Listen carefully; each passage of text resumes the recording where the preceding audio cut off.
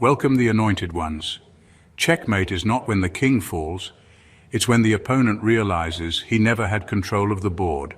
Chosen one? Let that sink in for a second. Because the truth is, the people who tried to play chess with your life weren't really playing chess at all. They were moving checkers on a chessboard and thinking they were brilliant. And then came that moment. The move you made that shifted everything, the one they didn't see coming, the one that still keeps them wide awake at 3:17 a.m., replaying it in their heads. Here's a fact for you. According to cognitive science, the human brain is wired to remember emotional pain longer than physical pain. A broken arm heals, but humiliation, that sticks like a tattoo on the soul. That's why they can't forget you. You didn't just win, you rewired their memory bank. You didn't just checkmate their game. You checkmated their sense of superiority, their belief in control, their entire script of who they thought they were. And let's be real, it's almost funny.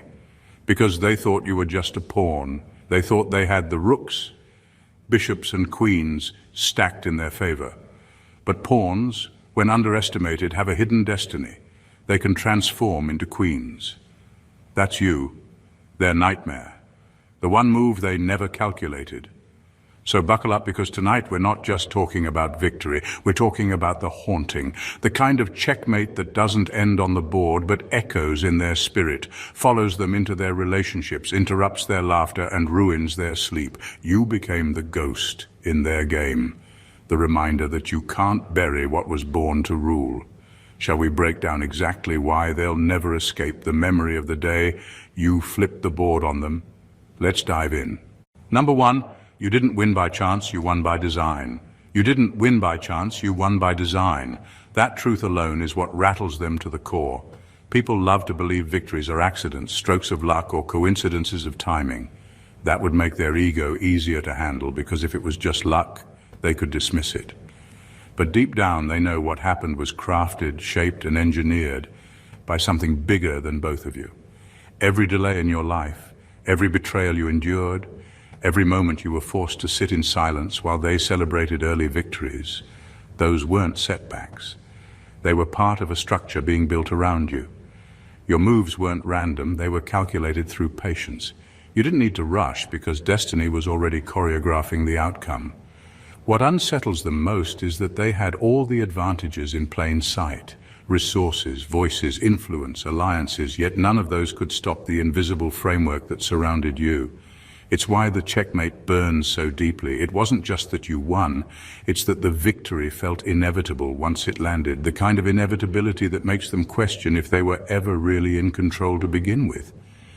And here's where the haunting takes root. They have to face the fact that every time they laughed at you, every time they conspired behind closed doors, every time they wrote you off as finished, they were only tightening the rope around their own plans.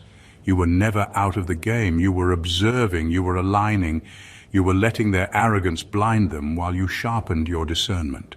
That's design. That's strategy born from survival. The humiliation they feel now doesn't come from defeat alone. It comes from realizing they walked right into a trap they couldn't see because it wasn't drawn with their tools.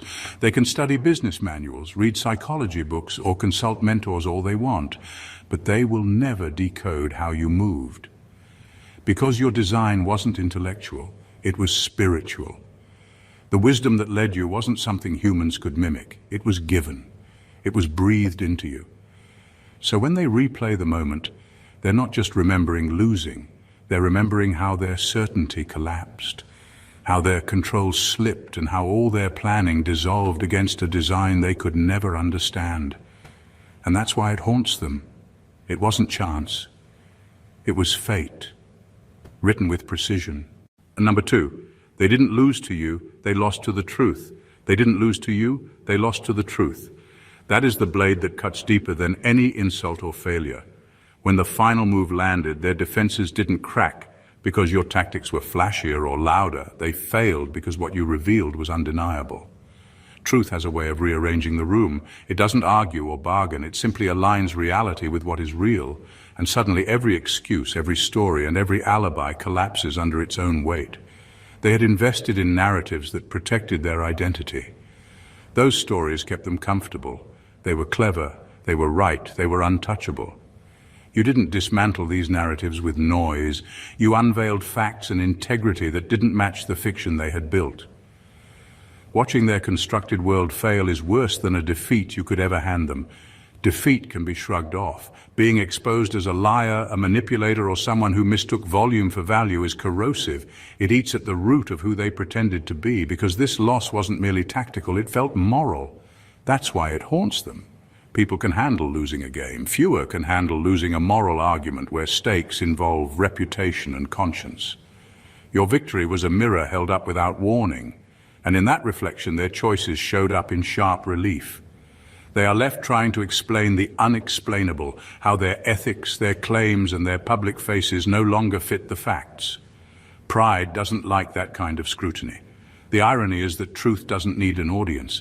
It doesn't require allies or loud supporters. It thrives on consistency and endurance.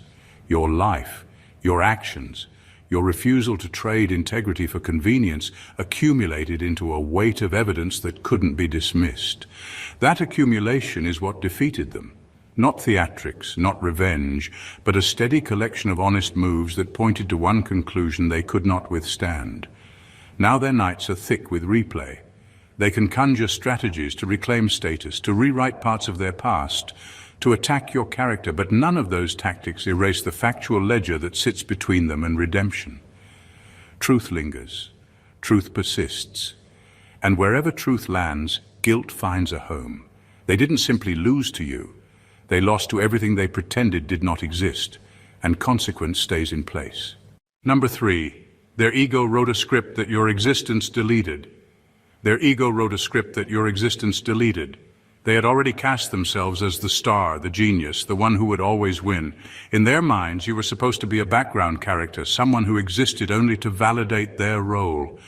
That script gave them confidence, it made them bold, and it convinced them they had control. But the problem with self-written fantasies is that reality doesn't audition for your play. The moment your life refused to fit their storyline, their whole production collapsed. You were never meant to follow their lines. Every time they tried to box you into their script, you broke out of it in ways they couldn't predict. They thought humiliation would quiet you, but it sharpened you. They thought rejection would end you, but it redirected you. They thought betrayal would finish you, but it built you. Every scene they had rehearsed in their head depended on you being fragile enough to play your role. When you didn't, the story flipped, and they became exposed as nothing more than writers of a bad play that never made it past opening night. That is what cuts them deeply. They weren't just defeated, they were erased from the fantasy they built. You didn't destroy their character, you deleted the entire stage they were standing on. Now when they look around, the applause they expected never comes. The validation they thought was theirs feels hollow. Every accomplishment they try to hold up feels small in the shadow of the reality you represent. What unsettles them most is that they can't rewrite the script anymore. It isn't theirs to edit. Your presence proves that life doesn't bend to ego, it bends to truth, resilience, and divine timing. Their rehearsed role of being the conqueror now looks absurd because the audience saw you survive what was meant to bury you. And survival, in its purest form, is a plot twist they could never anticipate. So the haunting comes not just from defeat, but from the embarrassment of being proven wrong by your existence. Every time they see you, hear of you, or even remember you, it reminds them that the version of life they clung to was fiction. Their ego cannot recover from the fact that the script they bet everything on was deleted by someone they underestimated. That's a wound that never closes. Number 4, your victory was surgical, not explosive. You didn't need chaos, shouting, or spectacle to win. You needed clarity, timing, and ruthless focus. While they were busy lighting fires and broadcasting their version of events, you were lining up the exact move that would make every other noise irrelevant. Your victory was a deliberate incision, quiet, swift, and surgically precise, and that's what makes it so unbearable for them. Spectacle creates drama and temporary shock, but precision creates an outcome that can be verified, replayed, and dissected. They can deny a loud moment, but they cannot deny the tape, the ledger, the incontrovertible sequence of choices that led to their unraveling. You studied the anatomy of the situation, you knew which thread to pull, and where a tiny adjustment would collapse the whole structure. You didn't burn bridges for show, you removed the single stone that held their whole facade together. There was no need for theatrics because the evidence you produced did the talking.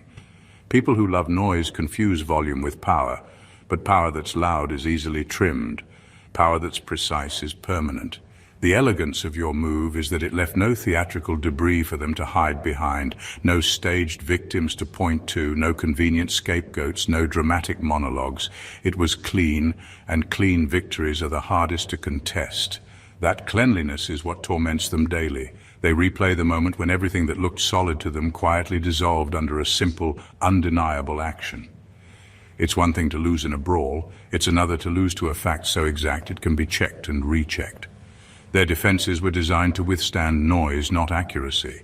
They invested in distractions, allies, and bravado because those tactics work against bluster. They had no defense for a precise strike because precision requires a discipline they never respected.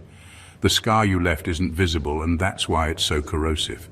Physical wounds heal, reputations can be patched with stories. But being undone by an action that proves their assumptions false reaches deeper. It rewrites the record and forces everyone who watched to reassess where the real competence lived. Your victory didn't just take a title, a position, or a prize. It removed their operating manual. They can shout, they can conspire, they can try to replay their past victories, but the surgical nature of your move keeps resurfacing as the cold fact that refuses to be softened. That relentless clarity haunts them more than any loud defeat ever could. Number 5, they can't replicate the playbook because it was never written. What keeps them restless is not just the fact that they lost, but the tormenting question of how you managed to win without following any path they could trace.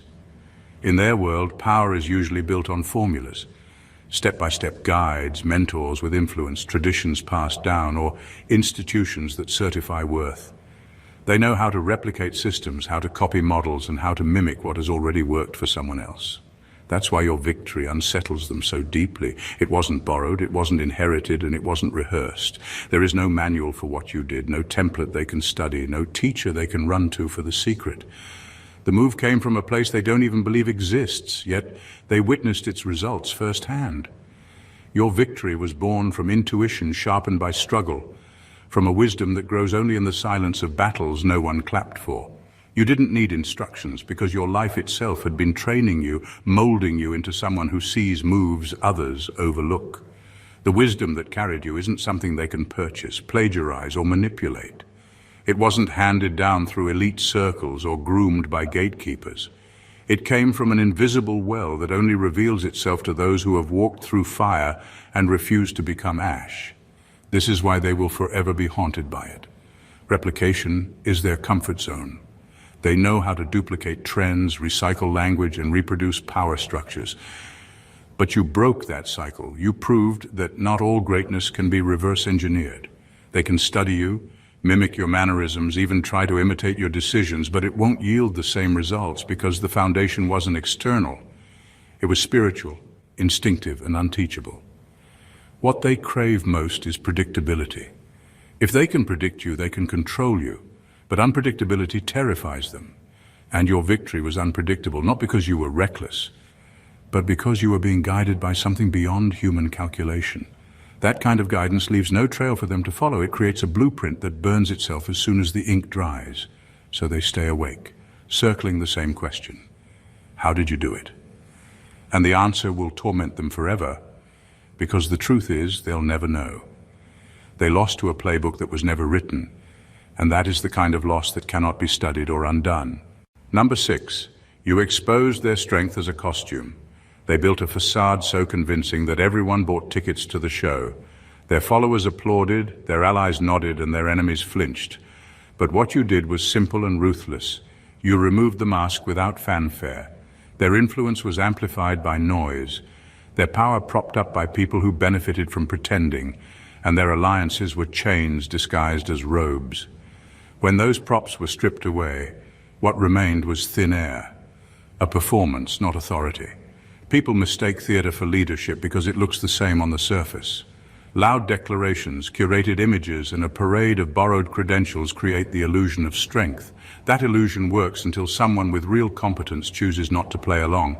You didn't confront them with drama, you exposed the mechanics of their act. You showed that their network was a set of mirrors reflecting the same hollow story, that their so-called influence depended on fear, not respect, and that their alliances were transactional, dissolving the minute they were inconvenient. Their discomfort now is not only losing position, it's the collapse of a persona they had invested in for survival. When the costume comes off, shame and panic replace swagger. Those who rode their coattails scramble to distance themselves because the signal of competence is gone. People who once accepted their commands now read their actions with skepticism. The applause thins. The private conversations that once hummed with loyalty become quiet and cautious. That vacuum is where true authority either forms or fails. In their case, it failed spectacularly. You exposed this without theatrics because spectacle would have simply fed the illusion further. Loud counters can be framed as part of the drama. Instead, you worked with clarity, consistent actions, indisputable evidence, and steady competence. The difference between someone who truly leads and someone who only looks like a leader is that the former builds systems that function when the cameras are off. The latter depends on optics and on an audience that keeps the act alive. You revealed the distinction in a way that everyone could eventually verify, and verification is a kind of public truth that snaps the mask off. Now they are left naked in a crowded room, and that shame is relentless. They can try to patch the costume, hire new decorators, or find louder noisemakers, but people remember the day the outfit fell. That memory shapes future choices, alliances, and reputations. You didn't just topple a person, you dismantled a production. And when the production collapses, the actors who once commanded scenes are exposed as amateurs playing at power. The world sees the difference, and that visibility is a wound they can't easily stitch back together. Number 7. Their punishment is memory. Their punishment is memory, and it is a sentence harsher than anything you could have designed. Revenge fades once it's executed, but memory has no expiration date. It replays without permission, often in the quietest hours, when the noise of distraction dies down.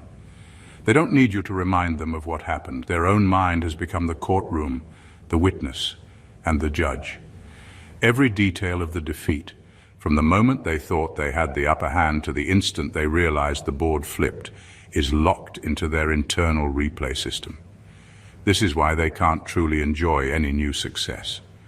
They might smile for cameras, celebrate with allies, or post their achievements for the world to see, but underneath it all lingers the bitter taste of that loss.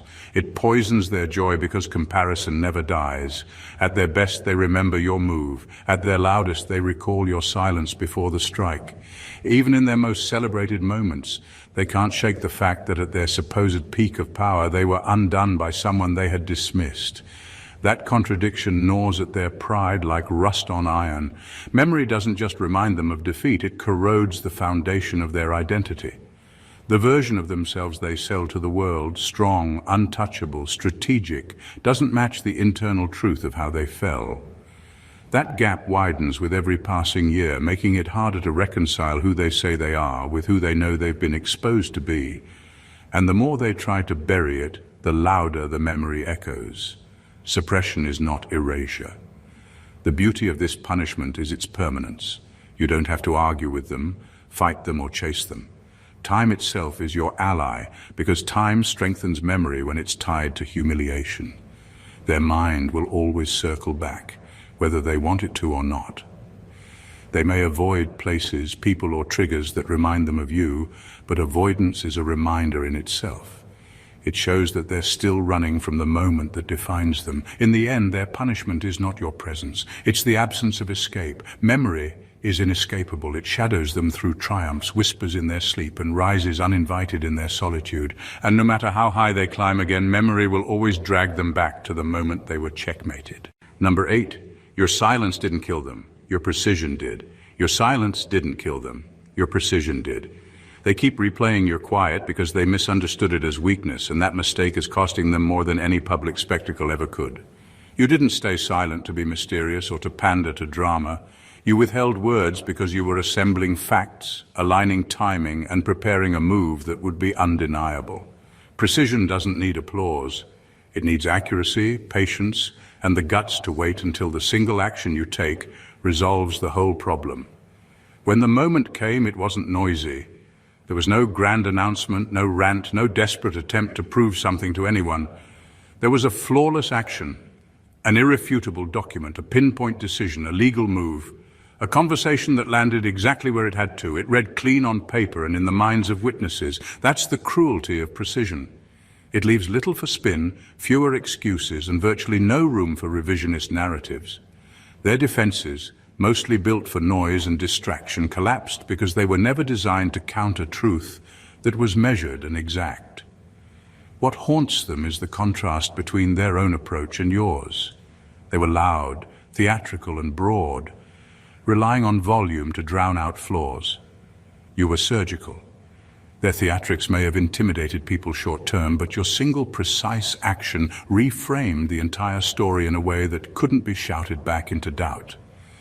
They can attack reputations, purchase narratives, or orchestrate diversions, but none of those tactics change a clean record or a documented sequence of events. The facts keep standing, patient and motionless, like a verdict whispered in a crowded room. Precision also signals competence. It shows you understood the anatomy of the situation, which lever to pull, when to pull it, and how little force was actually required. That kind of clarity is terrifying to people whose power depends on confusion. They thrived when the scene was messy, because mess hides truth. You removed the mess with a scalpel. Now their confusion is permanent because the thing they relied on to survive no longer works. Your move left a scar they can't treat. Loud losses can be explained away. Precise defeats become part of the record. Every replay of that moment reminds them they were outclassed not by chaos, but by someone who knew exactly what to do and did it without fanfare. That quiet competence keeps resurfacing in boardrooms, message threads, and private conversations, and each resurfacing tightens the wound until the memory of being bested becomes their constant ache. Number 9, you made survival look like mastery. You made survival look like mastery, and that's the part they'll never get over. They looked at you and saw someone just getting by, someone hanging on, someone tolerating blows without striking back. To them, you were enduring because you had no other option. What they never understood was that endurance wasn't weakness. It was training. Every long night, every season of rejection, every trial that forced you into silence was shaping your perception in ways they couldn't match. You weren't just surviving. You were collecting data, building strategy, and sharpening instincts they didn't even know existed. People who rely on privilege or shortcuts rarely develop patience. They expect immediate results because things often come easily to them. That's why they misread your restraint as helplessness. In reality, restraint was the secret edge. While they exhausted their energy trying to dominate loudly, you conserved yours by learning quietly. Every time they assumed you were stuck, you were actually studying their rhythm, their habits, their blind spots. You learned their weaknesses better than they knew them, and you learned how to flip them without fanfare. When the moment came, your response wasn't the desperate swing of someone clinging to survival. It was the steady, exact strike of someone who had rehearsed 1,000 times in silence. That difference is what makes the victory so unforgettable. To them it felt sudden, shocking, unfair even, but nothing about it was sudden. It was years in the making. The same endurance they mocked gave you a mastery over timing, discernment, and execution that can't be replicated by people who skip the process of struggle. The haunting for them is realizing they never broke you, they built you. Every hardship they threw your way only expanded your toolkit. Every insult taught you about their insecurity. Every trap they set revealed their strategy. You didn't just survive the fire, you learned how to shape it. By the time you moved, you weren't playing catch-up. You were already ahead, operating from a level of insight they couldn't comprehend. That's the scar they live with now. They thought survival meant you were losing. They thought mastery belonged to them by default. But the truth is, you mastered them through the very process they believed would destroy you. And no matter how they spin the story, they know deep down that the move you made was not luck. It was mastery disguised as survival. Number 10. They witnessed the law of reversal. They witnessed the law of reversal, and it broke their confidence in everything they believed about power. They thought time was their ally. They assumed that the longer they could stretch out their games, the more ground they would gain, the more they could suffocate your progress, the more they could bury you under obstacles and distractions. In their minds, delay meant defeat for you, but they miscalculated one universal truth. Time doesn't stay loyal to lies. Time is the great revealer. It peels away masks, exposes motives, and collapses false structures that can't sustain themselves. Every scheme they spun needed time to work. Every trap they set required patience to unfold. They thought they had that luxury. But with each passing day, the lies began to wear thin, the alliances they relied on started cracking, and the weight of their own pretenses began to crush them. Instead of time cementing their power, it became the slow, unraveling thread. They were strangled not by your hand, but by the rope they kept weaving around themselves. What stunned them most was how you stood still through it. You weren't rushing, you weren't clawing desperately, you weren't begging for shortcuts. You let time do its work. That restraint is what exposed them, because while they were burning energy, keeping the illusion alive, you were being refined. Every delay they forced on you didn't weaken you, it strengthened your clarity. Every roadblock you faced taught you something about patience, timing, and resilience. So by the time their structure collapsed under its own weight, you were prepared, not broken. The haunting comes from this irony. Their greatest weapon turned traitor. The same time they thought would erase you became the very thing that elevated you. The same seasons they tried to drag you through became your evidence, your testimony, your alibi. And when the tables turned, it was clear that you didn't just win against them. Time itself stood in your corner. That is what they'll never escape. They can deny your strength. They can undermine your voice. They can downplay your intelligence, but they cannot rewrite the clock. Every day that passed recorded their downfall and recorded your resilience. Time told the story better than you ever could, and once time speaks, no one can silence it. Number 11, your checkmate was generational, not personal. This checkmate didn't stop at a single body or a single reputation. It rewired what comes after you. When you made that decisive move, you didn't just remove a player from a board, you altered the field for generations that follow. People who thought they were defending a dynasty or securing a legacy now watch their influence evaporate, and with it goes the ease with which their descendants would have stepped into power. That realization is devastating because they understand, even if they won't say it out loud, that the cost of their loss isn't only personal pride. It's inheritance, opportunity, and the stories future children will inherit about who was right and who failed. Legacy is sticky. It's the reason families get comfortable with repeating the same habits and the same toxic advantages. Your move cracked that stickiness. By exposing their weak foundations, you didn't just topple a person. You exposed a system that would have continued to reward entitlement across time. Now their heirs will inherit questions instead of unquestioned advantage. Where there was once a smooth handed-down path, now there is scrutiny, skepticism, and a public record that interrupts the usual transfer of power. That breach changes decisions people will make years from now, the alliances they'll avoid, and the names that get mentioned in future negotiations. This kind of defeat humbles institutions as well. Boards, committees, and informal power networks that banked on predictable succession see how fragile their continuity actually is. They can try to patch the damage, hire new PR, or engineer staged recoveries, but the deeper effect remains. People begin to vet, to wonder, and to test. That cultural shift makes their old playbook useless. Instead of effortless continuity, they face friction, checks, and doubts every time their line tries to assert dominance. That's generational consequence. Small, compounding obstacles that divert resources and attention away from the quiet accumulation of advantage.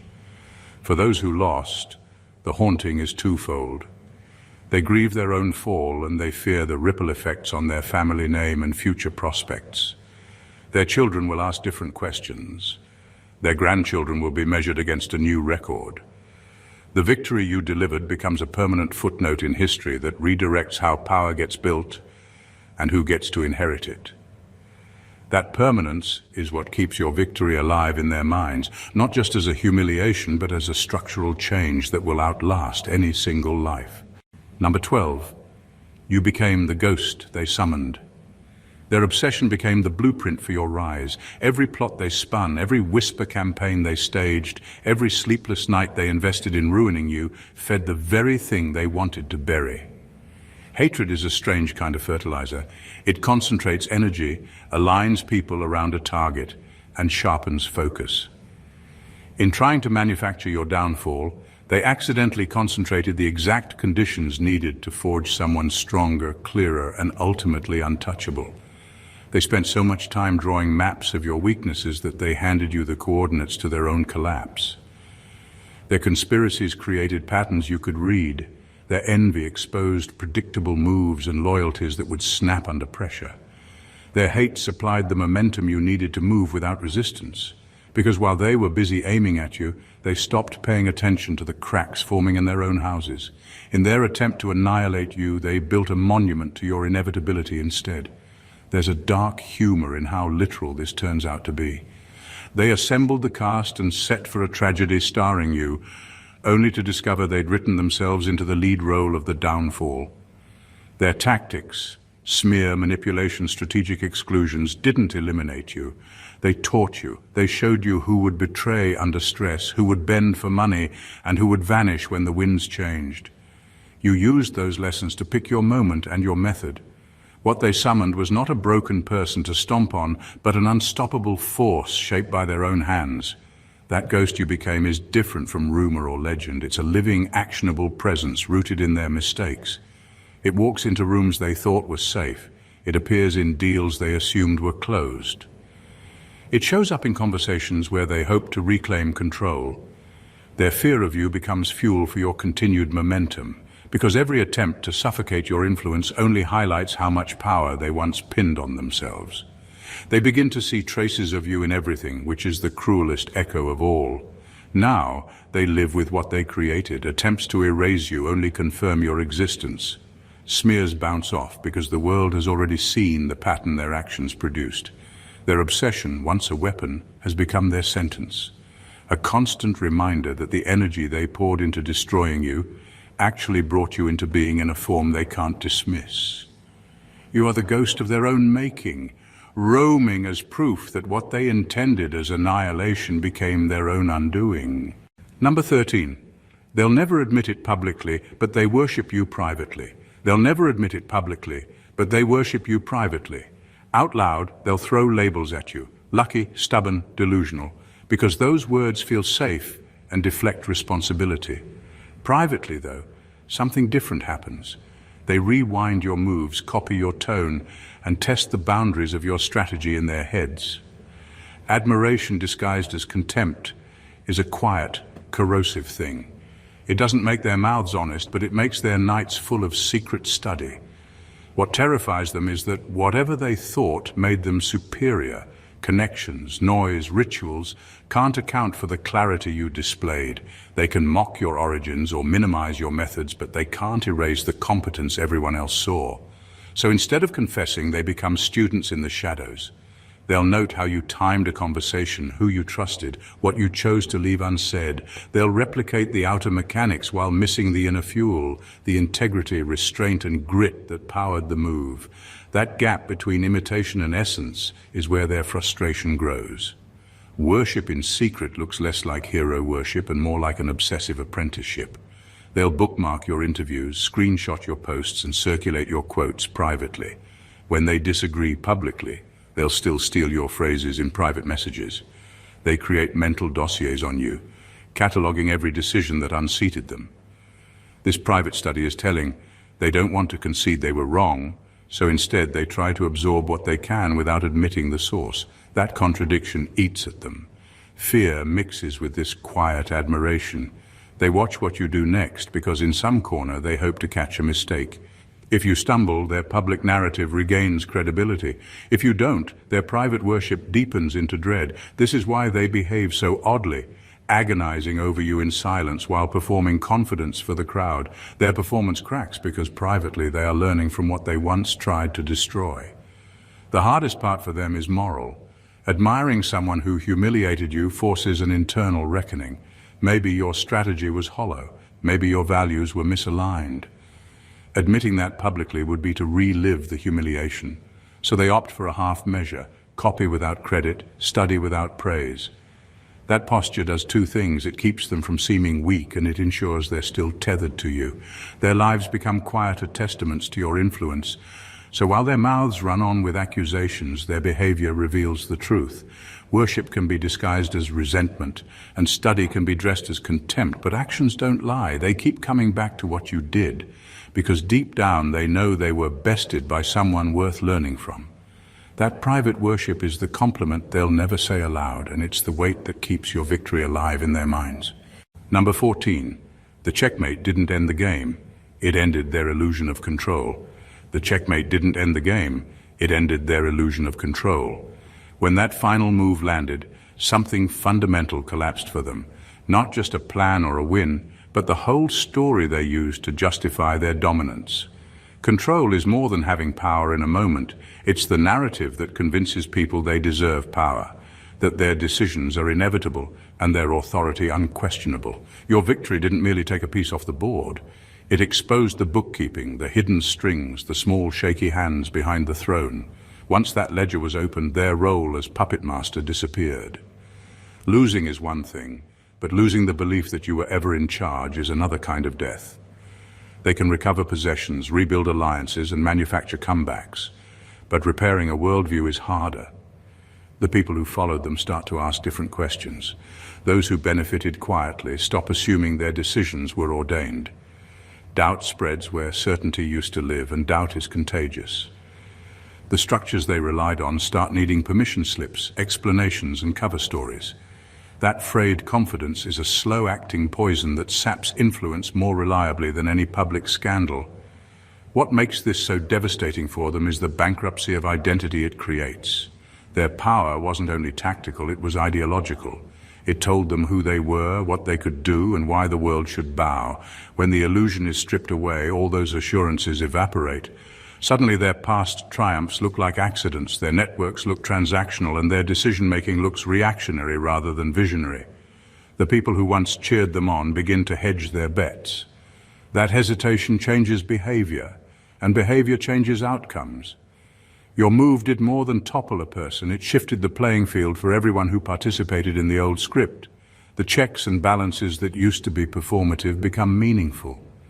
Promises that were formally taken at face value are now scrutinized. That systemic shifting means your checkmate has aftershocks that ripple through institutions, relationships, and expectations. The fallout is not immediate or flashy, but it is relentless and cumulative. They will remember you because forgetting would mean pretending they were gods when they were not. Forgetting would erase the day their certainty cracked, and certainty is something they cannot afford to believe was an illusion. So they carry the memory not just as shame, but as a measure, an uncomfortable proof that control was a costume and that your move tore it away. That truth lingers longer than any headline, and it changes the map of power itself. The story doesn't end with a single victory. It unfolds across every moment, every consequence, and every mind that underestimated you. From the very first move, you weren't just surviving or responding, you were designing a path that no one could predict. No one could replicate, and no one could withstand. Every strategy they employed, every attempt to manipulate, control, or diminish you became fuel for your rise. Every misjudgment, every scheme, every blind spot they revealed only sharpened your precision and expanded your mastery. What they thought were advantages became liabilities. What they thought was control dissolved under the weight of truth, and what they mistook for weakness became the engine of your unstoppable momentum. You didn't just defeat them. You exposed their illusions, stripped away their masks, and revealed that the real power never belonged to them. You turned their obsession into your strategy, their hatred into your elevation, and their plans into evidence of their own downfall.